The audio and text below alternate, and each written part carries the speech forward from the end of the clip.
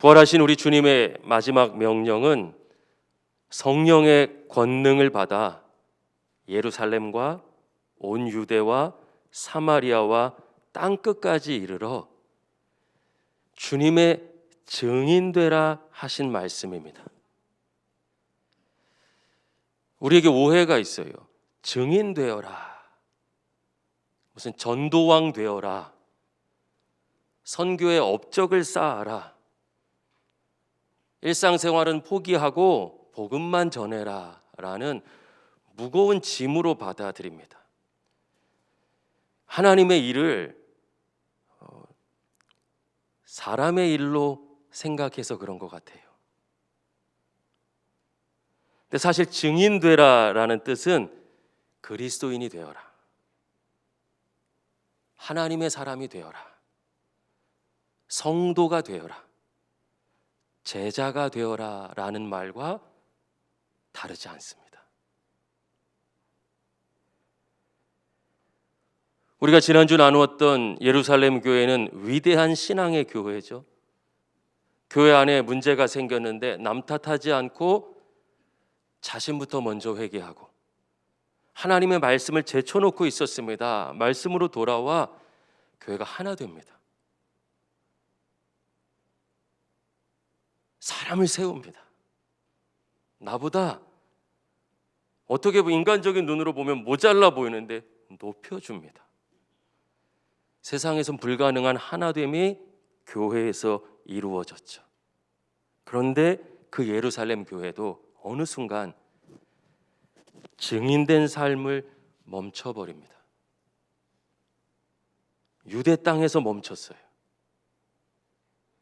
그리스도인으로 살아가는 삶을 울타리를 쳐놓고 예루살렘과 유대 땅에서만 하고 싶었던 거예요. 원수 같고 상종하기 싫은 사마리아인들이나 이방인들이 구원받아 하나님의 백성 된다는 것이 용납되지가 않았어요. 하나님의 일을 사람의 일, 그저 교회가 하는 행사로 생각한 것입니다. 예루살렘 교회는 자신들이 원하지 않는 선교는, 자신들이 원하지 않는 믿음의 삶은 멈춰버렸습니다. 우리가 가진 죄의 본성은 자기중심성이죠. 의미가 잘 다가오지 않을 수 있습니다. 명확하게 설명하면 내가 하나님이 된다는 뜻이에요. 예루살렘 교회 성도들이 하나님이 돼서 선교를 멈춰버렸어요. 여기까지야. 이것만 할래. 난 이렇게 믿을래.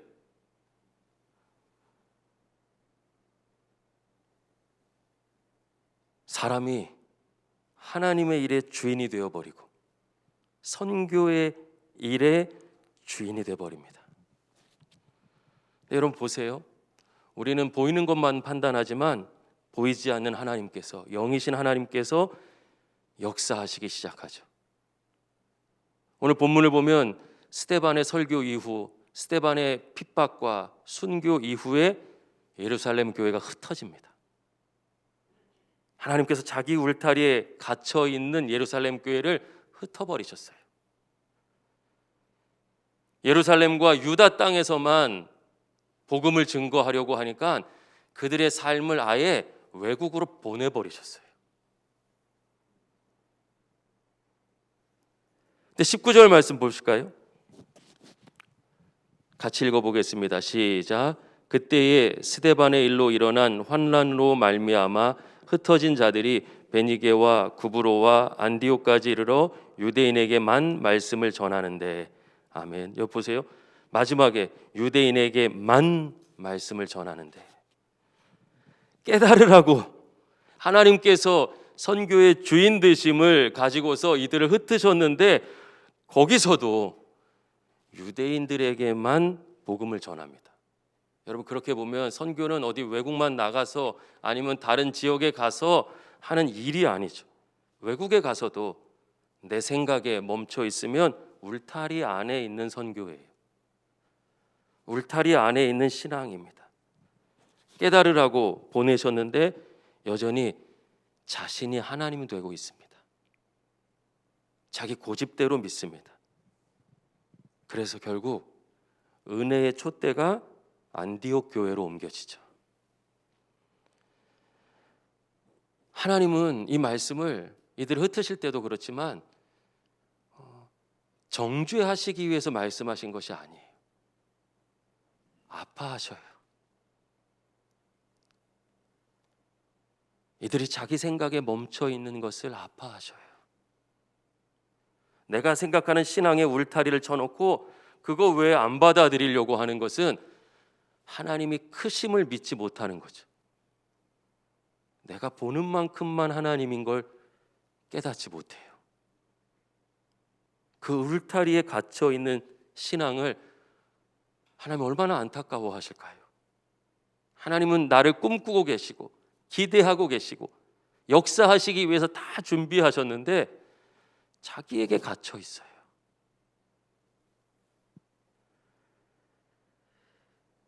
그래서 하나님께서 그 울타리를 넘도록 하나님 일하시죠.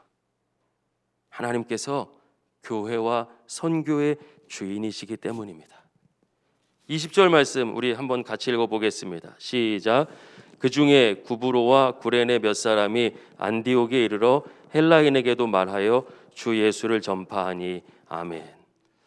이 본문을 우간다 다녀온 후에도 함께 나눈 적이 있습니다. 너무너무 귀하고 또 사랑하는 말씀이에요.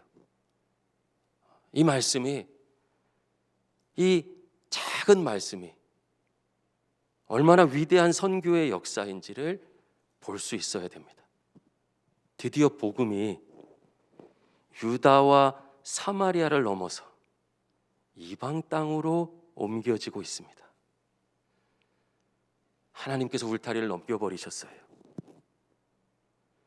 여러분 보면 이름도 누군지 모르는 구브로와 구레네 몇 사람이에요. 몇 사람.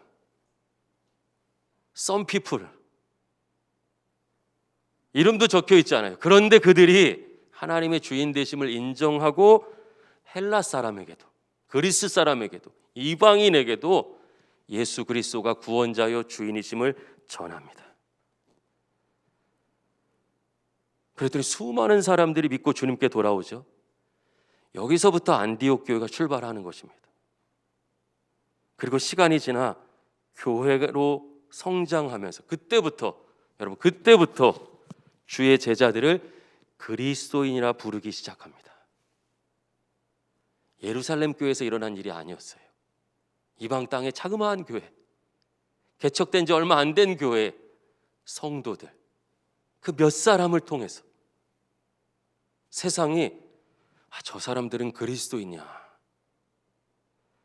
저 사람들이 말하는 예수라는 십자가에 자기의 생명을 내어주시기까지 한 사람을 사랑하셔서 구원하신다는 하나님의 모습이 저 사람들의 삶에 있어. 사람들이 보고 어떻게 하는 거예요? 그리스도이냐, 예수님을 따라 살아가는 사람들이야. 예수쟁이란 표현이랑 완전히 다르죠. 존경과 경탄의 의미가 담겨져 있습니다. 와, 그리스도이냐. 교회와 선교의 역사적 대전환이 일어나는 것이죠. 우리는 엄청난 물량과 성과가 선교의 열매라고 생각하는데, 여러분 보세요. 선교의 일이 아니라 하나님의 뜻에 순종할 때, 하나님 주인 되심을 인정할 때 하나님께서 선교하셨습니다. 하나님께서 역사하셨습니다. 우리가 가지고 있는 자기 중심성이라는 내 신앙의 울타리를 넘어서 복음을 복음되게 열방으로 옮겨가십니다. 여러분 선교의 주인은, 교회의 주인은, 우리 믿음의 주인은 하나님이신 줄로 믿습니다. 데이비드 제이콥 보쉬라고 하는 최고의 선교 신학자가 있습니다. 제가 굉장히 좋아하는 분이에요. 그분이 선교에 대해서 이렇게 말했습니다. 선교는 교회가 하는 어떤 일이 아니라 하나님의 일하심이다. 교회가 선교하는 것 같지만 사실 하나님께서 일하시는 것이다. 왜냐하면 하나님께서 선교사이기 때문이다. 하나님은 세상을 구원하시기 위해서 아들을 보내시고 성령을 보내시고 교회를 보내시는 선교하시는 분이시다. 여러분, 교회와 선교를 보는 눈이 완전히 달라지죠. 하나님은 범죄한 인간을 구원하시기 위해서 선지자를 보내셨어요. 아들을 보내셨습니다. 하나님의 존재 자체가 선교적이신 거예요. 우리는 하나님은 사랑이십니다 고백하잖아요. 그 사랑을 어떻게 합니까? 내 마음이 좀 따뜻해지는 말 몇 마디 때문이 아니죠. 독생자 아들 예수 그리스도의 생명을 기꺼이 나를 위해서 주셨어요. 그 십자가 복음의 내용이 뭡니까? 하나님의 선교예요. 하나님께서 이 땅에 선교하신 내용이 십자가의 사랑이에요. 선교사 하나님이 아니고서는, 하나님의 선교적 존재가 아니고서는 하나님의 사랑됨을 볼 수도 알 수도 누릴 수도 없습니다. 여러분, 선교사는 문화와 언어와 지역의 장벽을 넘어서 하나님의 복음을 전달하기 위해 보냄을 받은 자죠. 예수님은 하늘 보좌를 떠나 낮고 천한 이 땅에 육신을 입고 선교사로 보냄을 받으셨어요.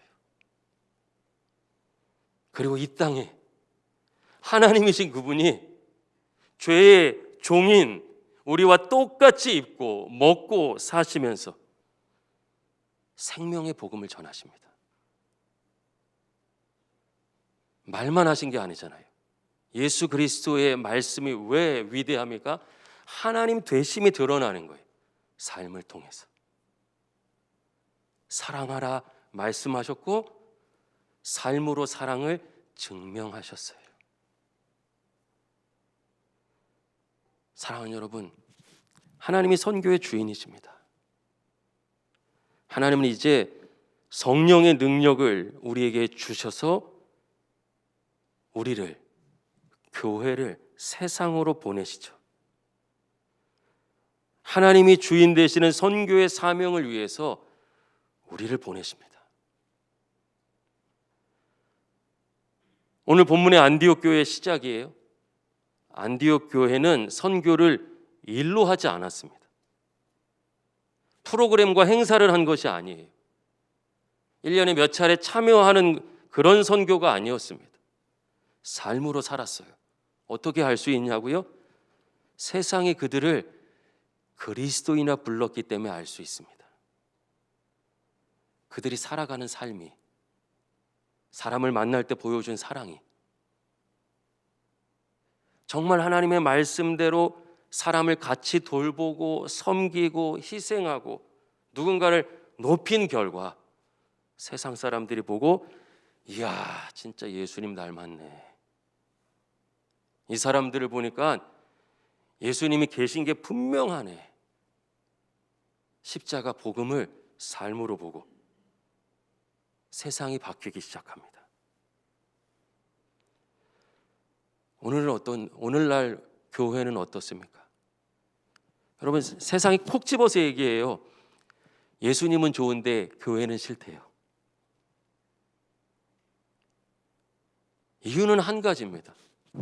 예수님이 그곳에 안 계신 것 같아요. 저 같은 목회자들의 삶에, 저의 삶에 예수님이 안 보이는 거예요. 책망이 아니라 하나님이 아파하셔요. 안디옥에서 복음으로 살아가는 그 성도들의 삶의 이야기가 안디옥 지역의 사람들의 마음을 움직였습니다. 누군가를 진심으로 사랑하고 섬기며 예수님께서 말씀하신 것을 살아내는 모습을 보고 충격을 받았어요. 여러분, 이게 뭡니까? 증인된 삶이죠. 성도의 삶, 그리스도인으로 살아가는 삶, 제자의 삶입니다. 하나님의 사랑과 하나님을 사랑하는 것과 이웃을 사랑하는 것을 기록되어져 있는 법조문처럼 지킨 것이 아니라 살아냈어요. 근데 저는 이렇게 생각해요. 100점 만점에 100점 이런 개념이 아니에요. 어제 빵점이었는데 오늘 10점만큼 살아냈어요.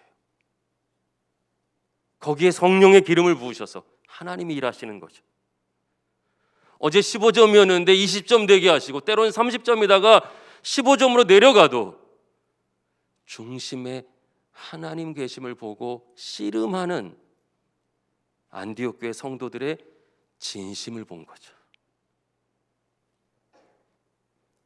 삶이 그들에게 예수 그리스도를 증명해냅니다. 이게 그리스도의 향기죠. 그리스도가 나를 통해 향기 되어 세상에 전달됩니다. 그랬더니 많은 사람이 주님께 돌아오고 복음의 능력이 나타났으며 이들은 그리스도인이라 불렸어요. 여러분, 이것이 우리 신세계 교회가 꿈꾸는 선교입니다. 우리 교회는 선교의 일을 하는 교회가 아니라 저와 여러분 모두 예수님의 제자가 되고 그리스도인으로 살아가는 교회 되기를 기도하고 있습니다. 삶이 되는 거죠. 많은 교회가 환경이 어렵고 재정이 없으면 선교를 멈춥니다. 일이니까 멈추는 거예요. 어려움은 멈추는 거예요. 많은 성도가 고난이 찾아오면 예배를 멈춥니다. 기도를 멈춥니다. 말씀 볼 시간이 없다고 생각해요. 그게 내 자신이 아니니까요. 내가 해야 될 어떤 일이니까 멈춰버려요. 내 삶이 그리스도인이면 어떻게 말씀 없고 예배 없이 살아갈 수 있겠습니까? 호흡을 의식하고 하시는 분, 만약에 그렇다면 아프신 거예요. 병들었을 때 호흡이 의식됩니다. 건강할 때 호흡은 하는 줄도 몰라요. 그냥 내 생명이에요. 나예요. 우리가 영적으로 건강하면, 하나님을 정말 사랑하면 예배도 말씀도 선교도 잃을 수 없습니다. 고난이 찾아왔어요. 예배하기 어렵죠. 그런데도 예배하면서 은혜를 경험하죠. 현장에서 예배할 수 없으면 온라인으로라도 예배하며 하나님을 만나죠. 멈추지 않습니다. 예배하지 않고 하나님께 뿌리 내리지 않고 살 수 없기 때문에 그래요. 선교는 재정으로 하는 것도 어떤 물품을 보내는 것도 그건 방법이에요. 내가 선교사니까, 우리 아버지가 선교사님이시니까, 내 삶이 선교적이니까 그 어려운 환경에서 할 수 있는 일을 드러냅니다. 삶이죠. 그러나 너무너무 감사한 것은요, 우리 신세계 공동체의 믿음의 가족들은 멈추지 않으셨습니다. 여러분은 삶으로 살아내기 시작하십니다. 여러분, 이걸 기억하셔야 돼요. 하나님은 우리가 얼마나 많은 일을 했는가에 관심이 없으세요. 내가 어떤 사람이 되는가에 관심이 있으십니다. 나의 존재의 변화에 관심이 있으셔요. 선교의 일을 많이 하는 사람이 아니라 내가 그리스도인이 되기를 원하십니다. 내가 정말 하나님을 사랑하고 이웃을 사랑하는 하나님의 자녀로 살기를 꿈꾸고 계셔요. 저는 정말 감사한 것이 있습니다. 하나님이 저를 꿈꾸고 기대하고 계심이 느껴져요. 온 세상의 창조주께서 나를 기대하셔요. 연약하고 부족한데 나를 통해서 이루실 하나님의 비전을 보여주셔요. 그러니 어떻게 주님을 닮아가지 않을 수 있겠습니까? 내 안에 있는 내가 하나님 되려는 마음과 싸울 수밖에 없는 것이, 연약하고 부족한 것들 하나님께 맡기며 하나님과 상의하고 하나님을 의지하게 됩니다. 하나님, 우리가 정말 하나님의 사람이 되기를 꿈꾸고 계셔요. 우리 신세계 교회가 그런 교회가 되기를 바라고 기대하고 계신 줄로 믿습니다. 여러분, 광야는 풀 한 폭이 자라기 어려운 땅이죠. 광야는 사람이 살 만한 곳이 아닙니다. 그런데 신비는 하나님이 그곳에서 새로운 것들을 창조해 내셔요. 하나님은 광야에서 당신의 백성을 준비시키십니다. 다윗의 인생 가운데 가장 어두웠던 광야의 삶이 다윗을 정말 하나님을 사랑하는 사람으로 만들어냅니다. 신비죠. 풀 한 폭이 살 수 없는 그 땅에서 40년 동안 살아 지질이 궁상해 찢어지게 가난하고 고통 가운데 그냥 죽어 문드러질 줄 알았는데, 이스라엘 백성이 하나님의 새로운 공동체가 되어서 새로운 민족의 출발, 세상을 향해 거룩한 영향력을 발휘하는 제사장의 나라가 될 사람들로 새로워집니다. 광야는 세상 사람들에겐 고통과 어둠의 시간이겠지만 하나님의 백성에게는 그 백성이 새로워지는 하나님의 새 창조의 시간이 되는 것입니다. 믿어지지 않으실 수 있어요? 우리를 보십시오. 지난 2년 동안 우리 삶은 말 그대로 광야였죠. 모든 것이 멈췄습니다. 신앙과 교회도 마찬가지죠. 수없이 많은 교회가 이 어려운 환경 때문에 예배할 수 없어요. 말씀 붙잡을 수 없어요. 선교할 수 없어요. 다 멈춰버렸어요. 그런데 지난 2년 우리는 그 광야 속에서 우리가 진짜 어떤 존재인지를 발견하게 됩니다. 우리는 멈추지 않구나. 우리는 변함없이, 여러분은 변함없이 그리스도인으로 사셨고 예배하셨으며 멈추지 않았고 그리스도인답게 선교하는 삶의 이야기를 광야에서 써내려 가셨습니다.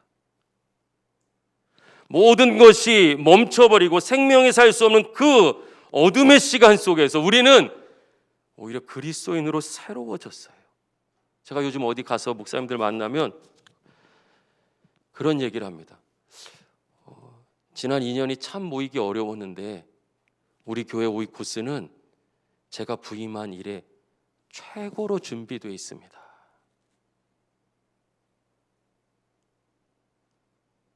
너무 신비로워요.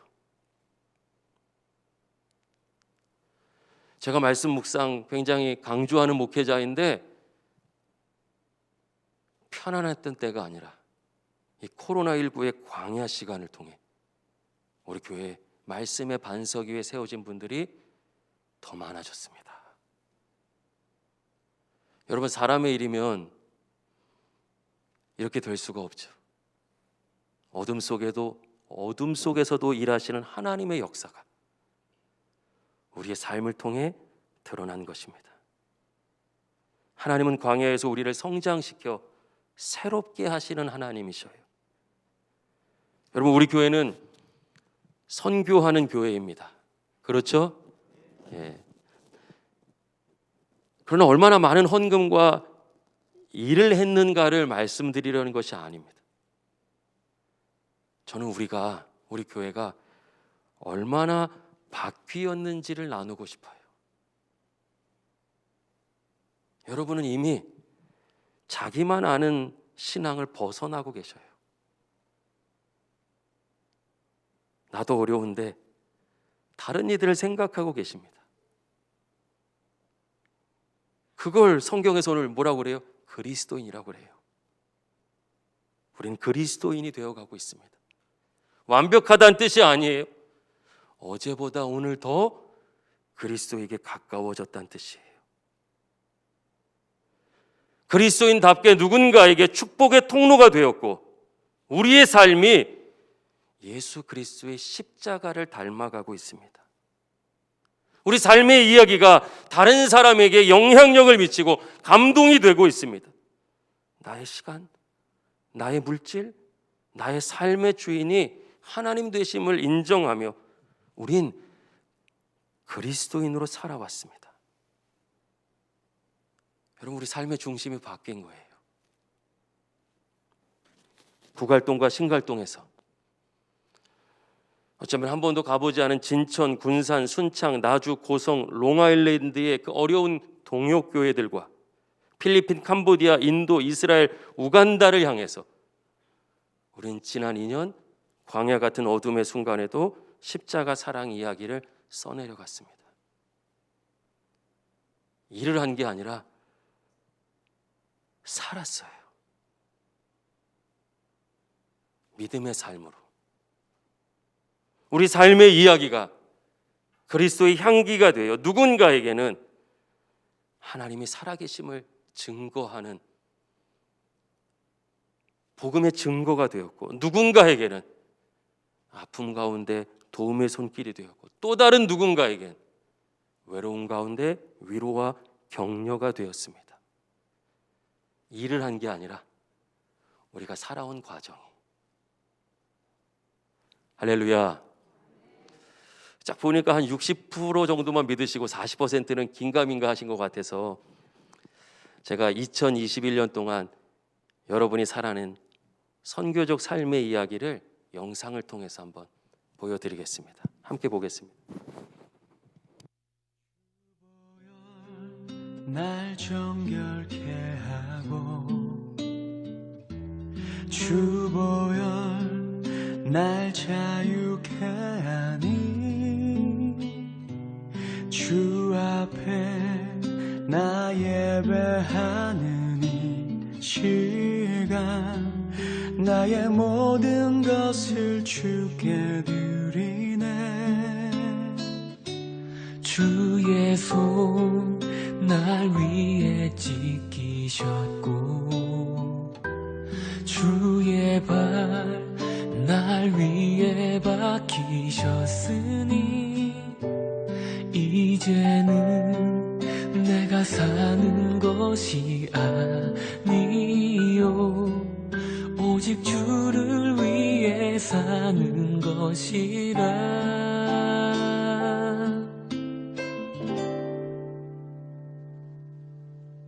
주의 손에 나의 손을 포개고 또 주의 발에 나의 발을 포개어 나 주와 함께 죽고 또 주와 함께 살리라. 영원토록 주 위에 살리라. 주의 손에 나의 손을 포개고 또 주의 발에 나의 발을 포개어 나 주와 함께 죽고 또 주와 함께 살리라. 영원토록 주 위에 살리라. 주 위에 살리라.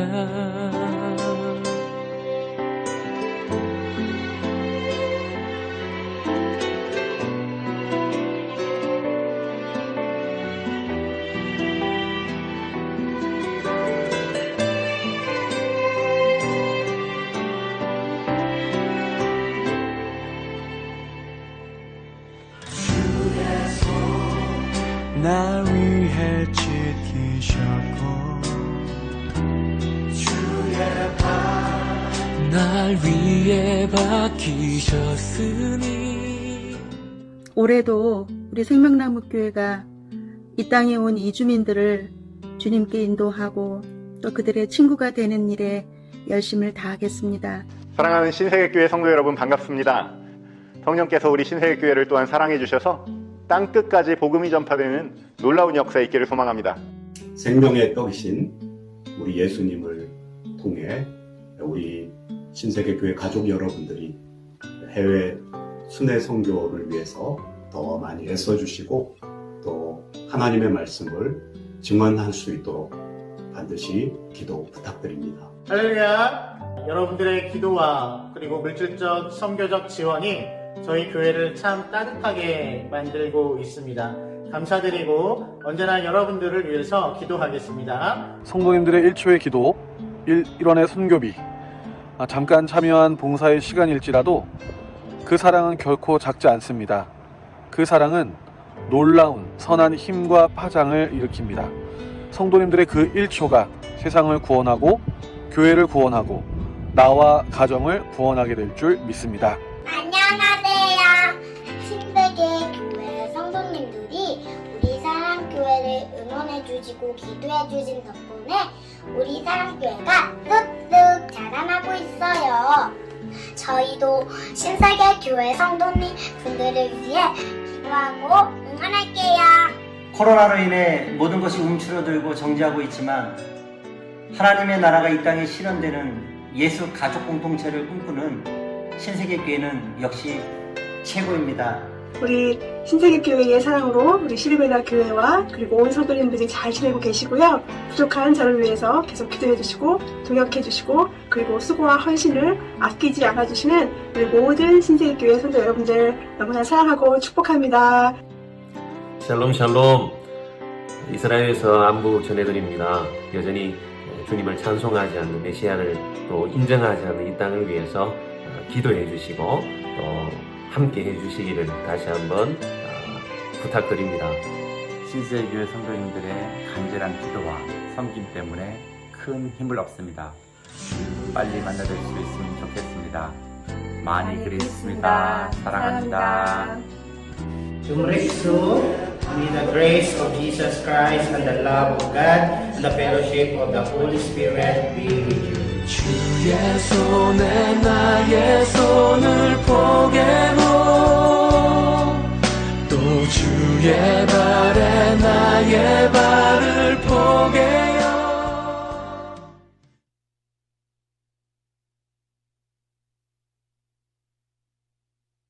초도 제1교회 이상중 목사님은 여러분에게 사랑만 받아서 사랑을 전하고 싶다는 의미에서 일출의 순간에 저기서 일부러 찍었대요.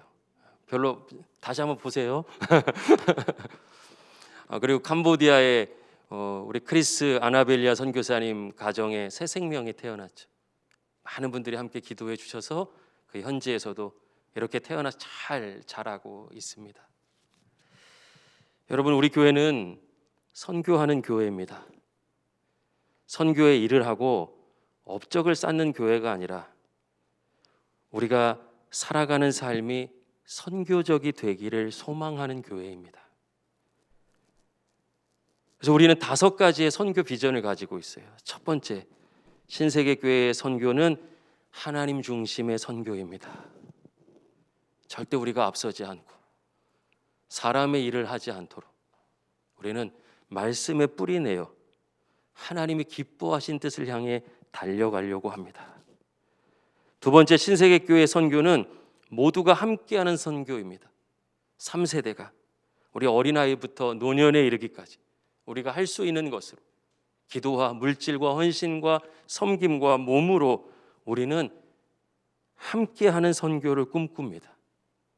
선교는 은사를 받은 특별한 몇몇의 사람들이 하는 것이 아니라 소명받은 사람들의 일이 아니라 우리가 살아가야 될 모습이고 살아내야 될 삶이기 때문입니다. 세 번째, 신세계교회 선교는 일회적인 선교가 아니라 지속적인 선교입니다.